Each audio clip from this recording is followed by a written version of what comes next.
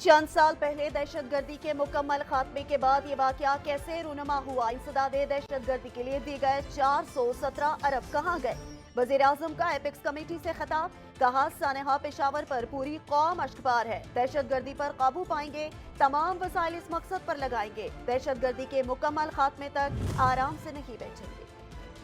दावत के बावजूद तहरीक इंसाफ ने एपेक्स कमेटी के इजलास में शिरकत नहीं की। साबिक स्पीकर कौमी असेंबली असद कैसर का कहना है, एक जानिब इंतकामी कार्रवाइयां, दूसरी जानिब दावत दे रहे हैं। हुकूमत मिल बैठने के लिए पहले हालात साजगार बनाएं। आजाद कश्मीर और गिलगित बल्तिस्तान के नुमाइंदे एपेक्स कमेटी में शिरकत करेंगे। पेशावर पुलिस लाइन खुदकुश हमले में अहम पेशरफ, तफ्तीशी टीम को मजीद अहम शवाहिद मिल गए। खुदकुश हमलावर के जिस्म का आधा हिस्सा और इस्तेमाल शुदा बूट भी मिल गए। जेर इस्तेमाल हेलमेट भी पुलिस ने हासिल कर लिया।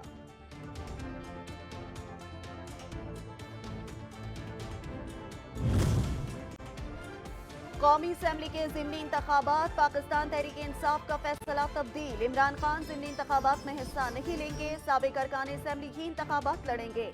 चेयरमैन पीटीआई की जानिब से साबिक अरकान को कागजात नामजदगी जमा कराने की हिदायत कर दी गई।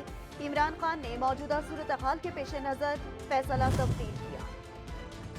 सेनेटर शहजाद वसीम का ऐवान में धुआंधार खिताब, कहा इन सब की तवज्जो सिर्फ मुकदमात बनाने पर है, यहाँ इलेक्शन कमीशन है, इलेक्शन नहीं, जमहूरियत है लेकिन बोलने की आजादी नहीं। फवाद चौधरी को जिस तरह चादरें डालकर जेलों में घसीटा गया, शर्म आनी चाहिए। अगर इलेक्शन एक रोज भी आगे गए तो आइन शिकनी होगी। सुप्रीम कोर्ट ने शहरी को गैर कानूनी हिरासत में रखने पर पंजाब पुलिस के ऑफिसर की बरतरफी दुरुस्त करार दे दी। अदालत ने लाहौर पुलिस के ऑफिसर लियाकत अली की बरतरफी के खिलाफ अपील मुस्तरद कर दी।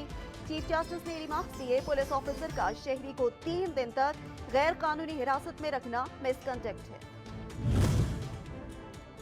और मुल्तान में एफआईए साइबर क्राइम विंग की कार्रवाइयां, शहरियों को कॉल के जरिए इनामात का झांसा देने वाले 2 गिरोह पकड़े गए। मुलजिमान सादालू शहरियों से फोन पर धोखाधड़ी से भी रकम बटोरते थे। मुलजिमान मुनज़्ज़म गिरोह की सूरत में जाली कॉल करके भी शहरियों से रकम हत्या लेते थे।